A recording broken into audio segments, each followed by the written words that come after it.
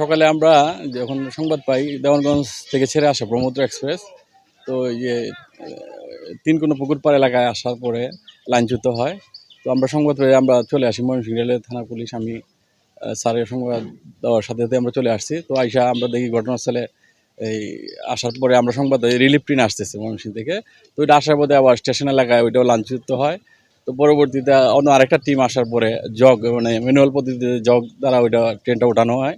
ওঠানোর পরে যান্ত্রিক কিছু ত্রুটি ছিল, ওইগুলো সরানোর পরে এখন বর্তমানে ট্রেন ময়মনসিংহ রেলওয়ে স্টেশনে নিয়ে যায়। ওইখানে হাওড় ট্রেনটা অবস্থান করতেছে আর ব্রহ্মপুত্র এক্সপ্রেস ট্রেন এখন অবস্থান করতেছে। আর লাইন আপাতত ক্লিয়ার আছে ময়মনসিংহ জামালপুর। তো ঢাকারটা আমরা ক্লিয়ার দ্রুত হয়ে যাবে আশা করতেছি। তো আমরা আশা করি কিছুক্ষণের মধ্যে আমরা ক্লিয়ার করে দেওয়া যাবে আশা করি।